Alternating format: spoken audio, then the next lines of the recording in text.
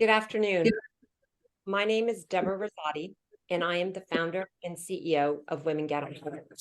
Women Get On Board is a social purpose company that connects, promotes, and empowers women to corporate boards.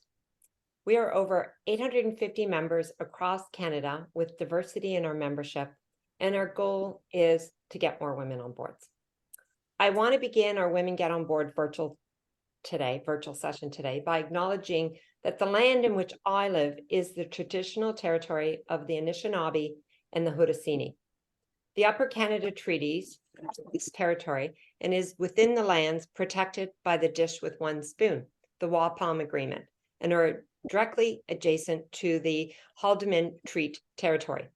Today, this area is home to many Indigenous people, and we are all grateful to have the opportunity to enjoy the natural surroundings of this territory. I encourage all of us to become actively involved in understanding why land acknowledgements are essential in understanding Indigenous histories and contemporary Indigenous issues in Canada. I also want to take a moment to acknowledge the horrific events we have witnessed in the past week in the Middle East that continue to occur. Let us pause to acknowledge these horrific events and share our thoughts and prayers with the people in the Middle East and all of the innocent civilians throughout the region still suffering and in harm's way. Thank you for being with us today. Now more than ever, we must stay connected, draw strength from our communities, and stand. On behalf of my colleagues, welcome to our virtual Women Get On Board event today on allyship, how to be an ally, build allies, and promote a culture of allyship. Thank you, BMO, for being our host and sponsor for today's virtual event. The agenda will flow. We'll have introductory remarks by Stephen Jansen, followed by a presentation by Gavriella Schuster, with a very engaging panel discussion with Glenn Keeling and Andrew Hung. We will come back on. I'll thank you with closing remarks, and then please stay on because you'll have this opportunity to go into facilitated breakout groups where Glenn, Andrew, and Gavriella will host those facilitated groups. And there will be a recording of the session following in the few days. So my pleasure to introduce Steve Jensen, the head of Diversified Industries Corporate Finance at BMO Commercial Bank, to introduce the topic and the speakers. Over to you, Stephen. Excellent. Thank you so much, and good afternoon, everyone. It's a privilege today to open up today's event on allyship, how to be an ally, build allies, and to promote a culture of allyship. Inclusion is a core value at BMO, and through our Zero Barriers to Inclusion strategy, our organization is committed to providing access to opportunities, mentoring, and career development for those who have been historically underrepresented, especially within senior levels. We're particularly proud of our high representation of women in senior leadership roles, reaching beyond 40% since 2016. And we are dedicated to ensuring that more voices continue to be included at the table. Personally, I always share, I started my career at BMO as I was building my career, but I stay because of our work of inclusion and purpose. It's what keeps me here. It is near and dear to my heart. And I often say, as much as I'm passionate about capital allocation, I don't want it on my tombstone. This is the stuff that keeps the purpose in what we do every day. I'm going to move on to introducing our keynote speaker, our moderator for today's event, Gavriella Schuster, a former Microsoft CVP and strategic business leader recognized for changing businesses and business models with extensive sales, marketing, and product development expertise, helping companies transform through technology.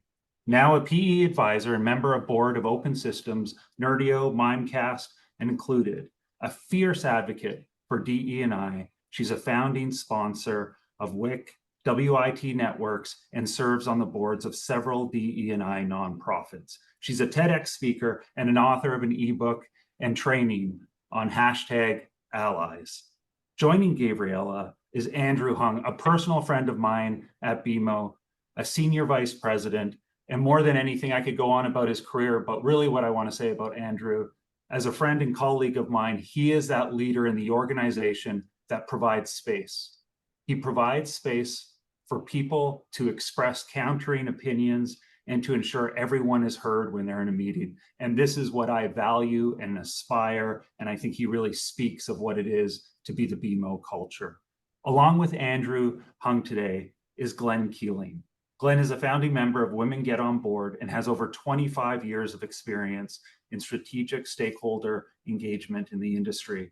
A recipient of the Governance Professionals of Canada Joyce Burden Reid Distinguished Contribution Award, and has earned his fellowship, Canadian Investor Relations Institute designation from the Canadian Investor Relations Institute. Glenn provides a high-level strategic support and development expertise to the Alliance Advisors Canadian Business Development Team, as well as their executive management team. I'll turn it over to Gavriella for her keynote speech and take us away. Over to you. Thank you so much, Stephen. So today we're going to talk about what is allyship and why is it important? Why is it important to all of you? And so that's the history of what I want to share with you. To give you a little bit of background, if you want to move to the next slide, a little bit of background on me.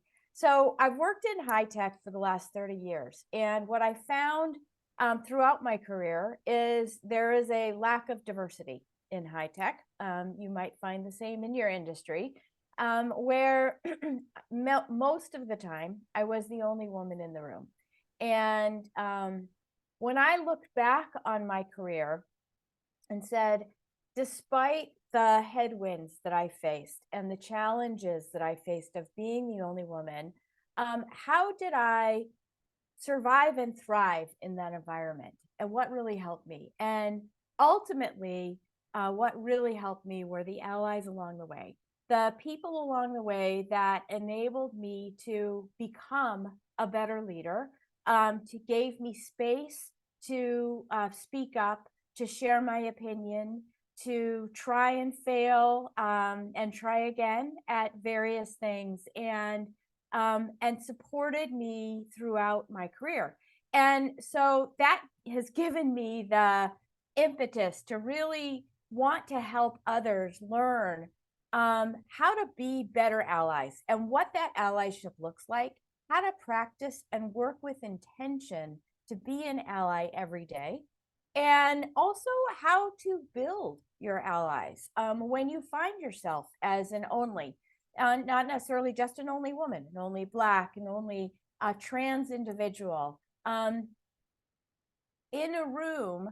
How do you build your allies? And because when you are an only and you have an ally, you're never alone. So that's the importance to me of allyship. And if you want to move to the next slide, I'll talk about a little bit about why it's really important to everyone.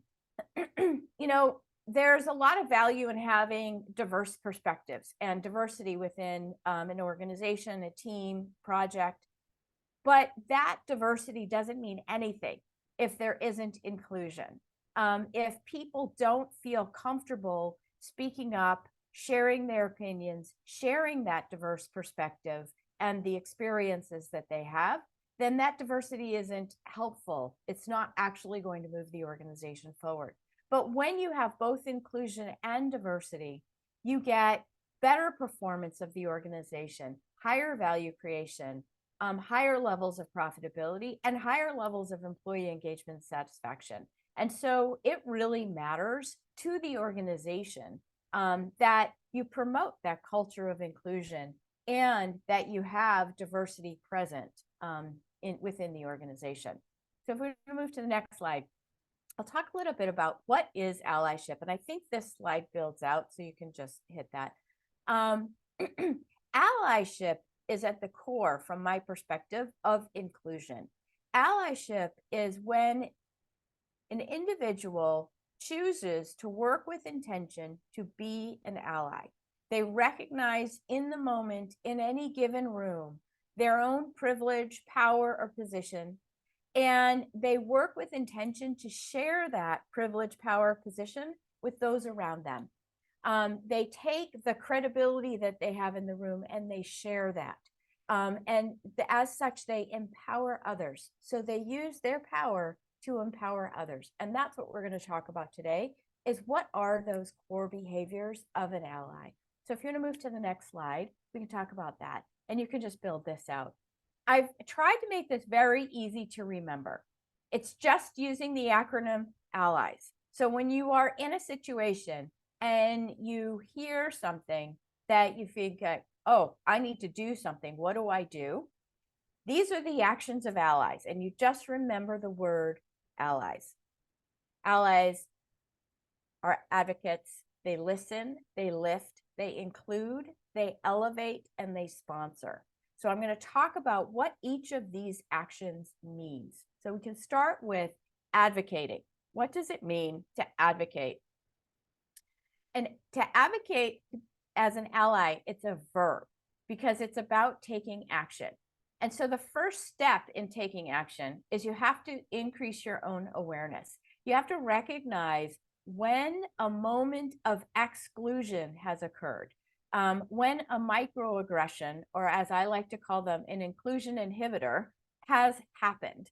And so raising your awareness to listen for those moments, to recognize when somebody has just been excluded, when something offensive might have just been said, and then to practice the action, practice the intervention in the moment.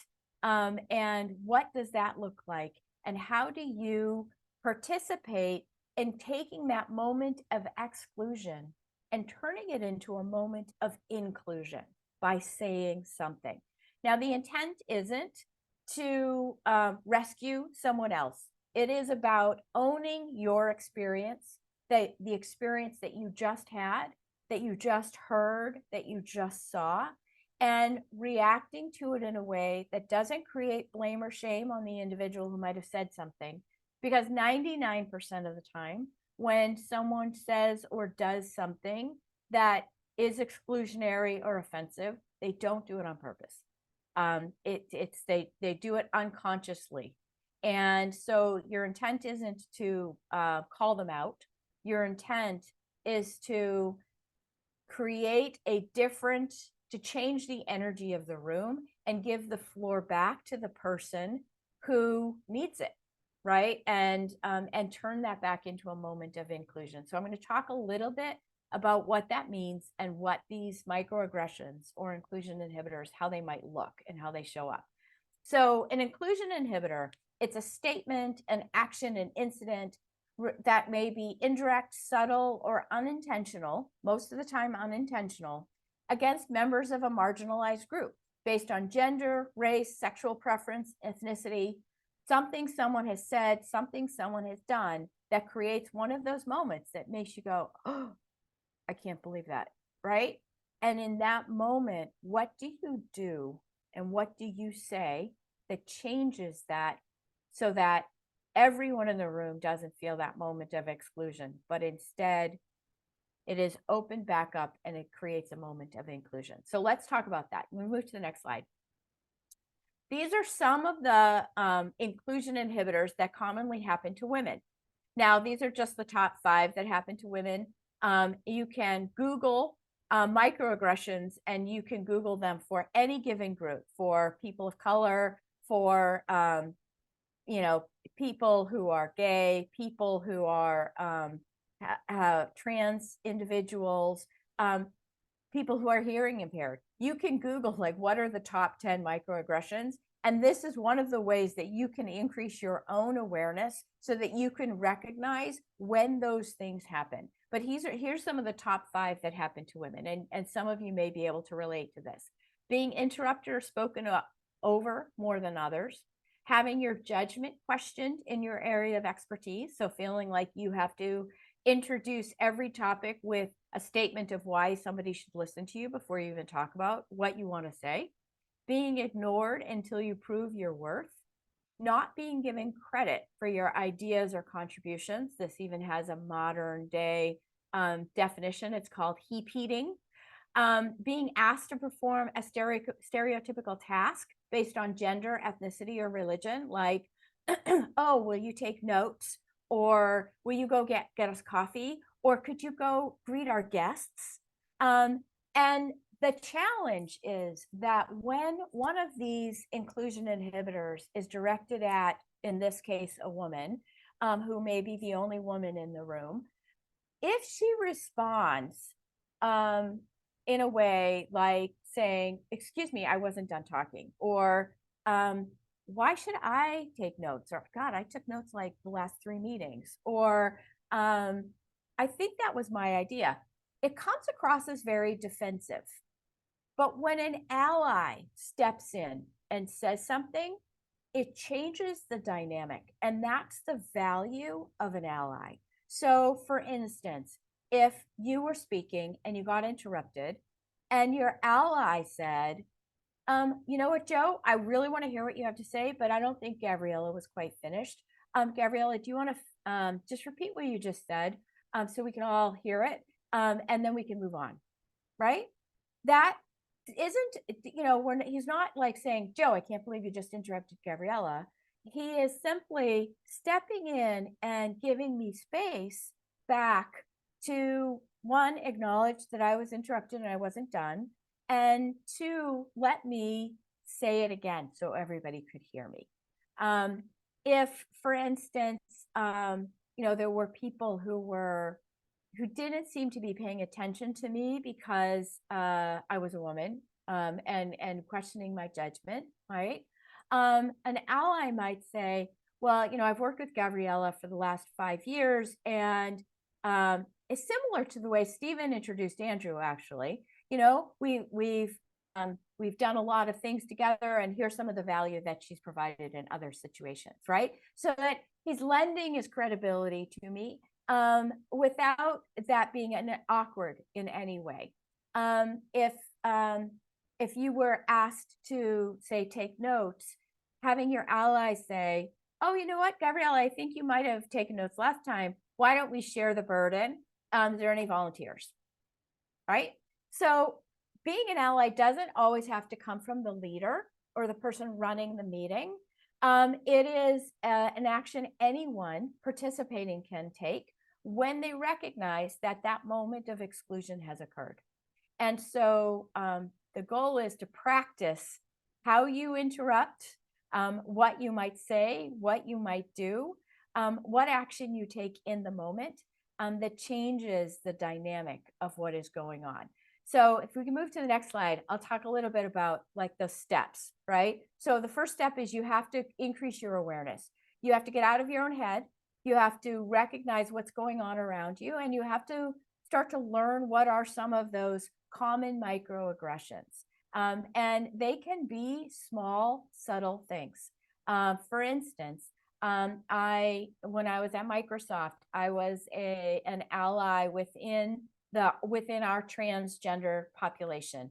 And one of the things I learned was that I was committing an inclusion inhibitor quite often because I just introduced, whenever I was addressing a group of people, I would start with, hey guys. And I didn't even think about it. I didn't even realize how offensive that was until I started to participate with this group. And I realized that was really offensive. And I needed to change my own language. And I needed to start saying, hey, folks, instead, because then that was a much more gender neutral way of addressing people. And so it is about, 1, increasing your awareness. It's about 2, having the courage to interrupt, to say something in the moment that if something has happened, to step in and speak up, and then take that action. So practice the actions you can take that don't create blame or shame, that don't take an awkward moment and make it even more awkward, but instead shift the energy. Use your own privilege or power in that moment to create a moment of inclusion for the others in the room. And then it takes a lot of practice because you won't always get it right. You won't always remember. And eventually, some of those things can become a habit. But learning to master allyship is really a lifelong journey. So if we move to the next slide, we can talk a little bit about the next step of being an ally, which is listening. Listening is really important. It's important to get out of your own head, like I mentioned before, to listen, to connect to the people in the room, and to learn. So you're not listening to solve a problem or to reply, but to really understand what somebody else is saying. And when you do that, you create that moment of inclusion. You help somebody to feel like they are valued and you value their contribution. And some of the things that you can say when you are listening is, tell me more about that. Or, you know, I had never thought about it that way. I think what I heard you say is this. Can you give me more context? Share with me more about your perspective on that. How can I help? What would be the most helpful thing I could do for you right now? Right? So, so some of those things, when you're really listening to what someone has to say, those are the kinds of things that you stay present, keep yourself present and in the moment. And that creates a moment of inclusion. The next thing you do, if you want to move to it, is lift up those around you. So it gets very easy in our day-to-day to find fault, to pick out those things that aren't going well. It is a lot harder to focus and look for those things someone has done that they're doing really well. But when you are an only, and you are oftentimes maybe being dismissed or disrespected, it is very easy to lose confidence. And so as an ally, if you focus on those moments where you can lift somebody up, where you can tell them that presentation they just did was absolutely fantastic, that you really appreciated the way they framed the problem, that you appreciated when they stepped in and created a set of questions that everyone had to rethink what they were doing, right? When you encourage people, that is a moment of allyship. So if you want to move to the next one, so I call those first three, advocate, listen, and lift, to be reactive allyship moments, right? They are things that you can do without asking anyone for permission.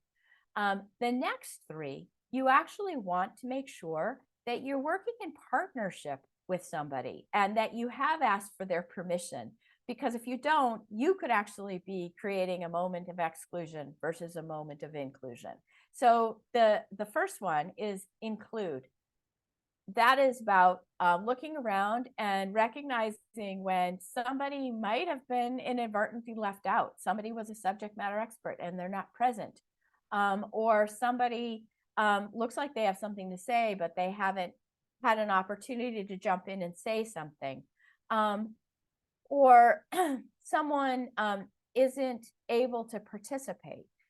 So you want to be aware of that and create a moment of inclusion for them. Now, you want to make sure that they want that, because if they don't, if you haven't checked in with them, if you haven't been working in partnership with them, and you say, oh, well, Gavriella isn't here and I really think she's the subject matter expert, maybe we should postpone this meeting. That may not have been something that I wanted. And it could actually make it even more awkward for me if someone did that and they hadn't checked in with me. So you want including people is important, but making sure that you're doing it in a way that they are prepared for it and they want that is also important. So then the next action is elevate. That's about elevating somebody's presence, elevating their position, their visibility, right? So potentially giving somebody an opportunity to go be a speaker at some event, giving them an opportunity to present to the executive team or to their leadership, elevating their profile or their position by calling out their expertise on a subject. And so those are all examples of elevating somebody.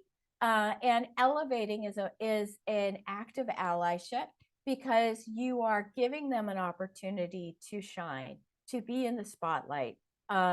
Because very often the actions of those in marginalized groups can be overlooked or just taken for granted. And so again, you want to make sure though you're doing this in partnership with somebody, because if you put a spotlight on somebody and they're not prepared, then it could backfire. It could be the opposite of allyship. So working with them and finding those moments that you can elevate them, that they would appreciate. And then the last one is sponsorship. Now, very often when people think about allyship, they actually make it synonymous with sponsorship. That's not necessarily the case. Being a sponsor is an act of allyship, but it is one that you can't force that. So it's something that you do when you know somebody really well.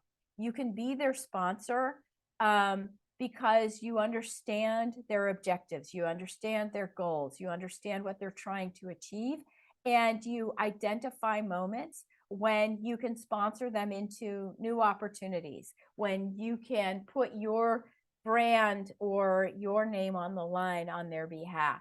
And so that, maybe ensuring they're considered for new roles or new projects or new opportunities, speaking up on their behalf when they're not present. But again, something you want to do when you know somebody very well, because you don't want to speak out of turn. And you want to make sure that you are presenting them in their best light and you are presenting them for opportunities that they would want. So those are really the 6 actions that you want to remember for allyship: advocate, listen, lift, include, elevate, and sponsor. And so I'm really excited to bring our panelists back to talk about their experiences of when they have had allies and what those allies have done for them and what allyship really means to them. So, with that, Andrew and Glenn, I would love to get started on our panel. And thank you so much for participating with us. Looking very forward to this. Thanks for having us. Absolutely. Great. So, Andrew, let's start with you. Like, what does allyship mean to you, and why is it important? So that's a great question, because allyship for me in my career, and so being in banking for I guess over 27 years, but a lot of things would not have been possible because of allyship. So it means a lot for me. And actually, I just learned something, and it'll make sense to everyone afterwards. But Gavriella, when you said that diversity inside the DEI, inside the workforce, doesn't matter if we don't speak up. And part of allyship is speaking up and listening and advocating. One thing I found early in my career, which was why allyship was important, is I found a difficult time finding my voice. And so slightly different, but I grew up in a traditional Asian family, very strong father figure, did not really confront authority and did not really speak up when an authority figure was around. And I didn't even know that. Well, so, throughout my career, until I actually found my voice, I couldn't really lend my voice to other people and even help other people. And so when I think of allyship, and I think of the group of people that really were around me and helped me foster the courage actually to speak up in situations where I'm not sure if anyone else has had this experience, but you're at a meeting, you have an idea in your head, you think it's a great idea, but you're afraid to say it. And then someone else says it, and then you're like, oh, I had the same idea. And realizing that we do bring value to the table and we should speak up. And so when I found my voice, I actually found that I could then also lend my voice to help other people. And so rounding it out, a very short story, I kind of learned it from one of, I guess she's my leader, but she's also one of the people that sponsored me, that helped me in my career, and in many ways an ally. I was afraid to be a leader because I was afraid to speak up. And it was through the support of Christine Cooper, who heads up our Canadian Commercial Bank. But very early on, when I was a more junior employee, she always lent her support to have me speak up, to express my ideas. And by her role modeling that, she also became a sponsor and helped me move through my career, which is putting me in a position where I can help other people now. And so when you speak about allyship, finding your voice and then being able to lend your voice is an important, critical piece for me. Yes, absolutely. I mean, and your story is representative of what so many of us experience, especially when we're like new into the workforce, right? And that's a core time when allyship is very important, is having someone else who is more established recognize that we're having a challenge and working with us and giving us the opportunity to, hey, Andrew, do you have anything else you'd like to add to this, right? Just giving you the opportunity, the floor to speak up and share your idea without feeling awkward. Absolutely. Yeah. So, so Glenn, I know, you've shared with me some similar stories about times when allies have really made a difference to you. You want to share one with everyone? Absolutely. I'd like to start though with allyship. I think has been something that I was probably born with, because the women in my father's, his father's, and his father's lives were very strong women, and it was instilled in me, my brother, and all in our family very early on to have untold dignity and respect for women. That said, my favorite story to tell actually involves, and in my career, and you can tell I'm probably one of the older ones in the room, but my career started at the Globe and Mail newspaper when they were capturing keystrokes and selling it as a database called InfoGlobe. And the woman who ran that business is Barbara Hyland. And Barbara's husband was, like me, a redhead, far richer than any of us. He was one of the principals of Gordon Capital. But Barbara was the only woman around the table in a newspaper world that was actually pushing back from having a business make money from what they had actually created in print for the newspaper. And she hired me and started teaching me the ropes about business. She's a very, very well-off woman, came from a moneyed family. And we had an opportunity to speak to the Toronto Society of Financial Analysts. I was 23 years old, out of university, and she called me into her office and said, I'd like you to actually give the presentation to the TSFA about what we're doing with InfoGlobe. And I'm like, you've got to be kidding me. There were 1,000 people in the room. So they helped me with my comments. I had never publicly spoke before. I got up to the podium. I didn't see a thing for the first 30 seconds out there, and then looked down, and there was the publisher of the Globe and Mail newspaper and Barbara Hyland right in the front row. I got through it. I was probably soaking wet from perspiration. I got some pretty good comments back. And afterward, Barbara Hyland came to me quietly and she said, I knew you could do that. And that has stayed with me the rest of my life. And the allyships that I formed to run, I invented the proxy business in this country. All the players here now came from my business. And I couldn't have developed those businesses without allyships, not just from people of influence, but operations people down in the trenches of the industry I played in. Be kind and supportive of all of them. You'll figure out the bad ones sooner or later that are simply trying to take advantage, but hand over heart, always be trying to help people along. It'll come back to pay dividends, not to you directly, but I think it improves the work culture we live in. So that's my story. And there's probably 1,000. It's a great story. It's a great story because in that story that you talked about with Barbara, what she did for you is she elevated your position, right? She gave you an opportunity to do something that was very high visibility, that really served as a moment that really mattered for you in your career. And then she helped lift you up, built your confidence in following up with that and talking about the things that you did very well and how happy she was with your presentation, right? And so it's really just representative of allyship can come from anywhere and can be in any of those moments. And when you act like an ally, when you do something for somebody else that gives them that moment, it can make a huge difference that you may never even know how big of a difference that made in their lives, right? And it isn't a big taxing thing that you do as an ally. It is a moment. It is something that you do in the moment. So, Andrew, can you share, with everyone, maybe why you've chosen to work with intention as an ally. No, that's a great question. And I want to pull just a little bit what Glenn was saying as well.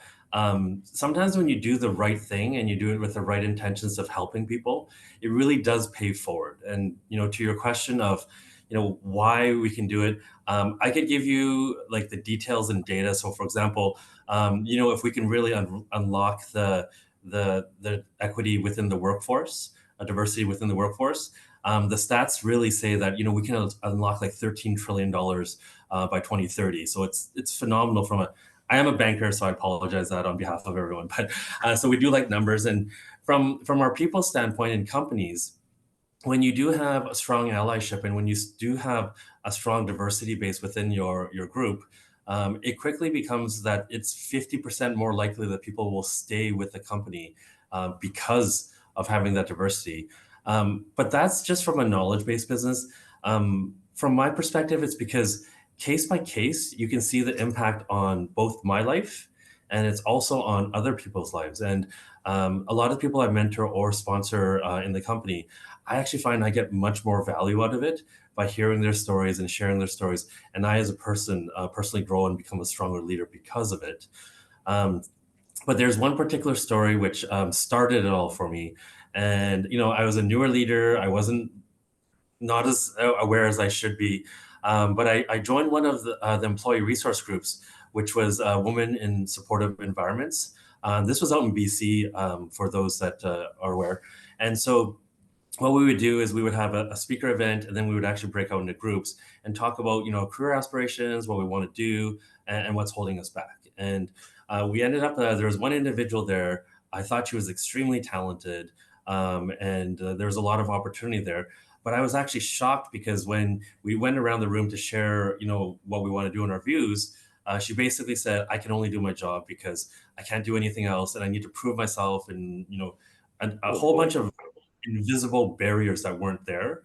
And through this group, we were able to work with her. And within the next 3 to 5 years, she had really wanted to become a branch manager. And she has now become a branch manager. And for me, outside of all the amazing things it does for the corporation, to actually see someone be able to grow, to reach their full potential, and then continue to help other people, for me, allyship is very important. And not to make light of it, but it's also a lot of fun. You get to know people, Yes. you get to build a network, you get to build a group. And so it is such an important part of our organization and the culture that we build. And personally for me, it's also how I grow. Yeah. And Andrew, mean, to add to that, we build our friendship base from that as well. Absolutely. I mean, there's some great, as was the case when you were introduced this afternoon by Stephen. Yes. Yeah. I mean, and here's the thing. It is easier to be an ally to those who are like you, who you might recognize something about them in you, and you reach out to them. You kind of naturally will reach out to them. The key to being a great ally and to working with intention is to be an ally for those who are not like you, for people who have had experiences that are very different than your own, and still recognize those moments when you have an opportunity to give them the floor, to empower them to speak up, to help them to feel included and like they belong. So Glenn, do you have an example of a time like that? Oh, there are many, many, many examples of that. Let me just think about. I'm sorry, I drew a blank. I was thinking about something to say to you about inclusion. I apologize. Ask the question back one more time, please.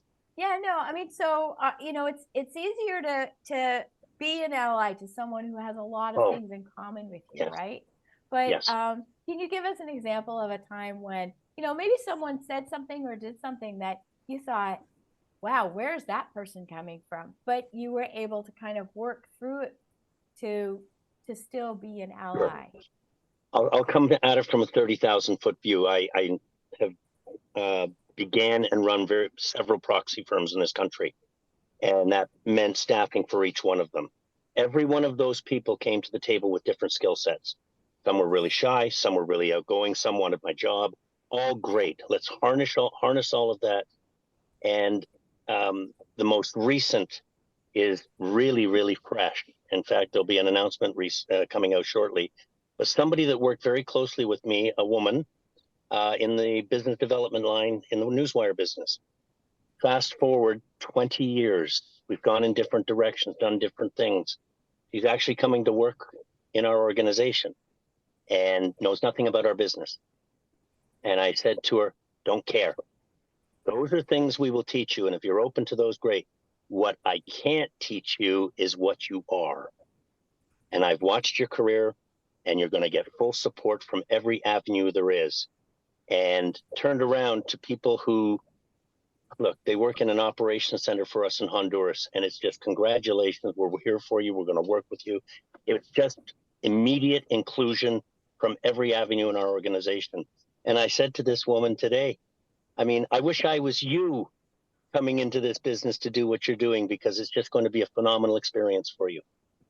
So that all different people with different skill sets, different levels of confidence in this organization I'm working with now, I get to play in that business, and I'm having more fun just saying, look, I know you're the guy who fixes our tech and gets our Zoom fixed when it's not working. But I tell you what, let's go out and have a beer and let's talk about what's going on in your world.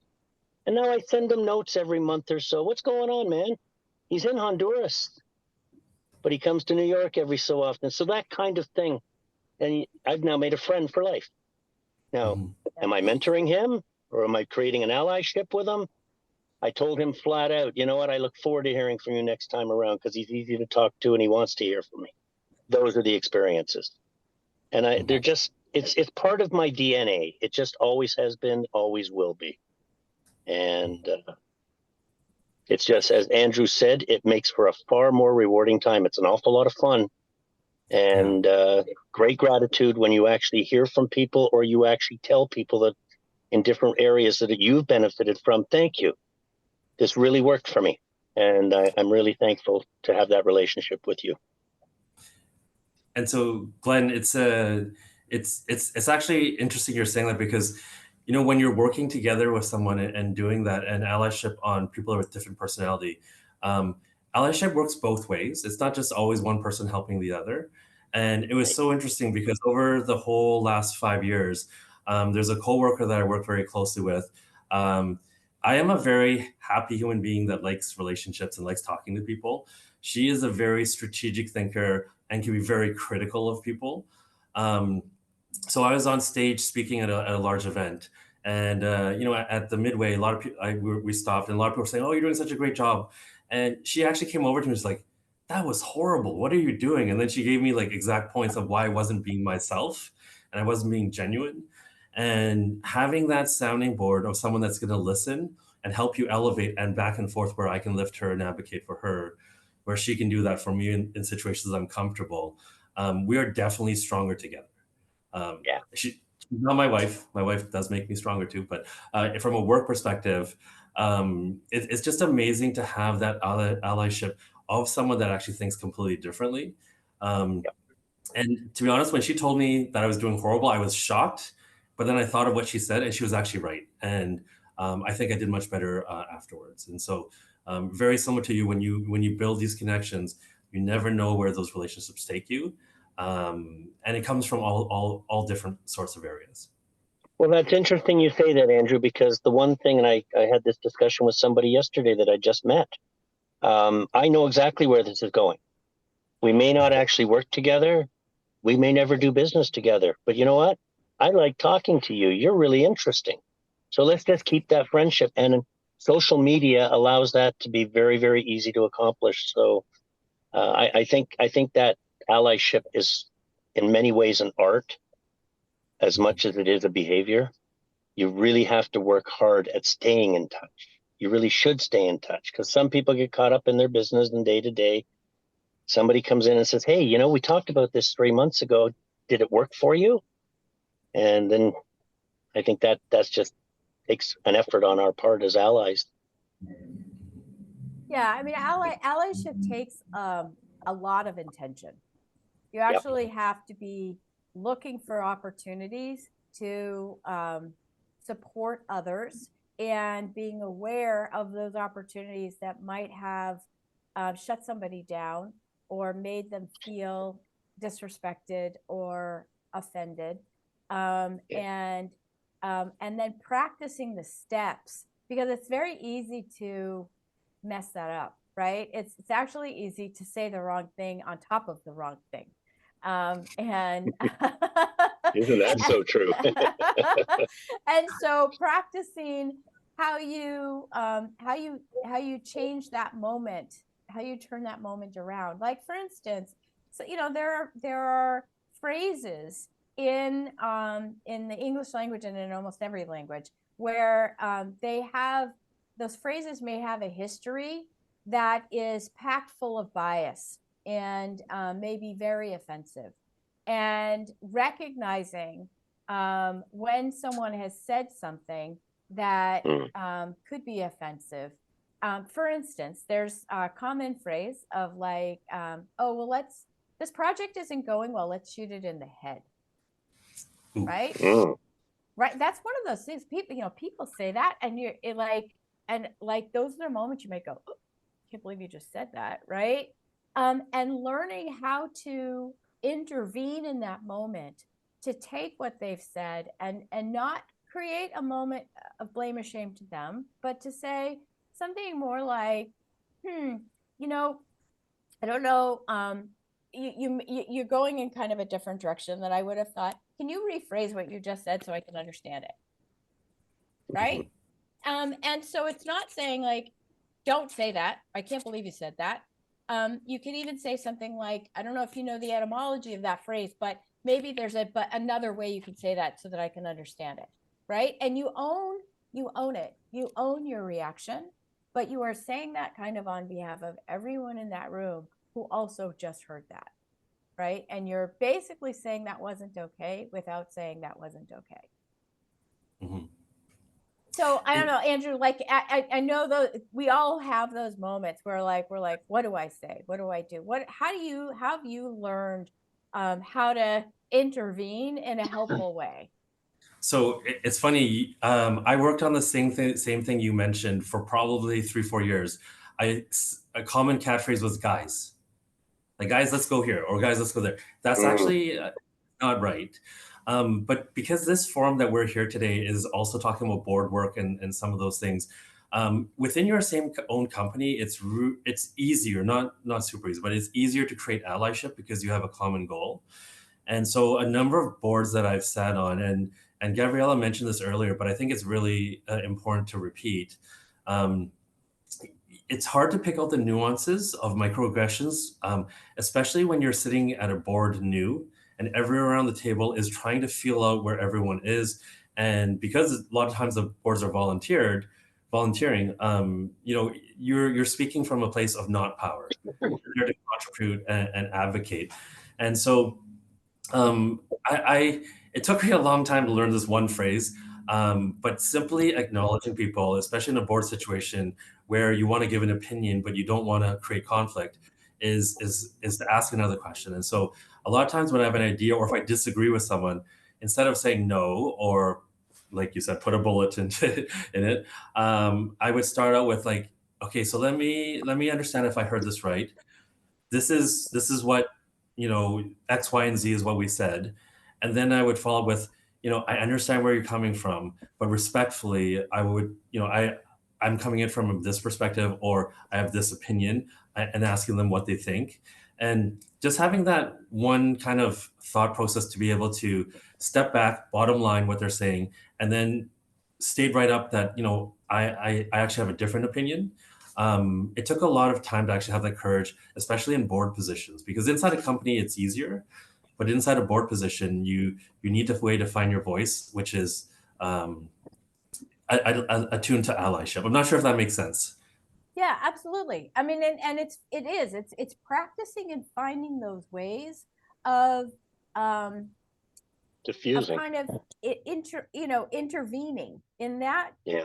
in a common way, right? So saying, You know, my experience is a little different, right? That's another way of saying it. My experience is a little different. Here's what I see there. Here's what I've heard, right?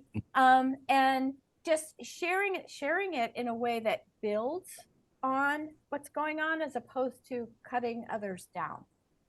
Absolutely. Right? Yeah. Glenn, do you have another? I feel like you're kind of itching to say something. You have another No, not itching. idea on that? I have great empathy for Andrew's story there. I mean, it could be a difficult situation to manage, but I actually witnessed one very recently in a global business development meeting, and somebody from one region, female, relatively new in the organization, was actually speaking about several new business relationships and a possible proposal to go. Midway through her presentation, somebody of the male persuasion interrupted her and said, why are you even pursuing this? Blah, blah. And it was the entire Zoom call with 37 people on went silent. I simply said, tell you what, before we drop this situation, why don't we let her actually continue, and maybe somebody else around the table might have a different perspective from an international perspective. Well, the individual who actually made the comment, you could see the visible frustration and actually appearing to be shot down. And as soon as there was consensus, I said, and by the way, sir, I mean, we're going to actually consider that as an option, but let's hear her out. She's actually made contact. I think the other side of me, if it had been a smaller, more intimate group, I would have simply said, you're out of line. This isn't the way this organization operates. And frankly, I wouldn't have people around there. But to Andrew's point, if it's a board and you're a volunteer player, we've seen that as well in my world. And it's just a matter of, look, we know each other well enough. We have a responsibility to our constituents and our stakeholders. We have a problem. Let's talk about it. Let's drop the nonsense. And I realize that's probably an altruistic view on things, but that's what I've witnessed. I have always found to be a bigger voice in the room and not afraid of the consequence, but to get an issue on the table, somebody in that room has to have that capability and bravery to do so. That's me, because I don't have that many filters that way, because I want to see the board running properly, and let's make sure nobody's misinterpreted something. So there's my view on it. It's a perfect example of using the power privilege that you have, right? In that situation, yes. Clearly you're in a position where you don't I'm gonna put words in your mouth, so correct me if I'm wrong, but like you don't care what somebody else thinks, right? Well, I want to be careful. I do care. But then you have the opportunity to say exactly what's on your mind, whereas someone else who's newer to the group, who doesn't have the same history or the same level of experience within the industry or the same credibility that you have, couldn't speak up and say, right? And so you have this opportunity to kind of lay it out there in a way that other people may not be able to. And that is definitely a great example of using the privilege that you have and empowering others with their voice. Yeah. You know, but adding on top, sorry to interrupt you. No, go ahead. I was just going to add, because like something that I'm passionate about that I've learned over the last in leadership is like exactly to what Glenn was describing and what you were describing, but slightly differently. When I look back at the things that I've done, I would have much rather have stood up for the things I believed in and helped the people around me that I also believe in, than to have stayed silent. And I've been on both sides of the equation. And over time, as you see it unfold, I would highly recommend everyone here stand up for what you believe in and have a voice. And I kind of started out with that. When you don't have your voice, that's when everything kind of shrinks away. And so exactly to what you're both saying, stand up, be brave about it, be courageous. It's not easy. But a lot of times once you stand up, there will be a lot of people that actually stand up with you as well. And that by itself will create allyship inside wherever you are. Well, I'll tell you, Andrew, it doesn't. Oh, go ahead. I'm sorry. No, I mean, I just said build on that. I mean, I think one of the things is it's about working on your sense of awareness of those things going on, right? I know in my own journey, I realized only about probably 7 years ago that I was not addressing these inclusion inhibitors when they occurred because I had kind of become numb to them, right? I stopped even knowing when they were happening. When someone interrupted me or when someone interrupted someone else, it just was like, oh, well, that happens, right? And I caught myself and realized that I was being a terrible ally. One, by not modeling the right behavior and not recognizing when those moments happened. And so it is about honing your awareness so that you recognize when those moments happen. Completely. Very true. Very true. Very And, true. and sometimes you don't know how to ask for the help, right? Sometimes you know you need an ally, but you don't know how to ask for the help. And so just mustering up the courage to seek someone out and say, I don't know if you've noticed, but I can't seem to get a word in edgewise in this meeting. Would you help me out by saying, oh, Gavriella, did you have something else you might want to add to this? Would be a huge help to me, right? And so if you're new to a board and you're having a hard time kind of jumping in there, just seeking somebody out and asking them for what you need is a great way to build your allies. So we only have a couple of minutes, so I thought maybe I would turn it over to each of you for some of your closing thoughts on this. Glenn, you want to start? I will, and I will be very brief. Allyship in my world is a way of life, both personally and professionally. It was taught to me at a very, very early age. It has been extremely beneficial to me, not only in the satisfaction I've taken in helping folks that have worked for me or around me in lower level positions rise to the cream of the crop, through to getting the voice of some of the most influential people on Bay and Wall Street to help me in my journey to build a better business, to serve my constituents in a better way. One of my greatest female allies today is our very own Deborah Rosati. And that is a very, very sincere comment I make. I have enormous respect. She has opened an incredibly rewarding world to me, as I think she has for Andrew and everybody else who's actually find themselves associated with Women Get On Board. And I look forward to the next opportunity to talk about the many experiences any of us have. And I'm looking forward to hearing from others and their experiences, not only about allyship, but the successes, the challenges, and what it's going to take to really succeed the way people do want to succeed. And I'm sure everybody associated with Women Get On Board has different career objectives, but that's what I'd like to say. And thank you very, very much for having me on. You're welcome. And everyone will get an opportunity, because in our breakout groups, we will have an opportunity to talk more about this. So Andrew, any closing thoughts from you? First of all, I would like to thank Women Get On Board for allowing us to participate in this event, and also for Glenn and Gavriella for being here. You haven't said this, but my closing thoughts are attached to a couple of things. I would encourage everyone on the call here, be interested in other people. Be interested in people in general, because when you're interested, imagine if you learned one thing from every person you've ever met in your life, the knowledge that you would build up, it's just incredible.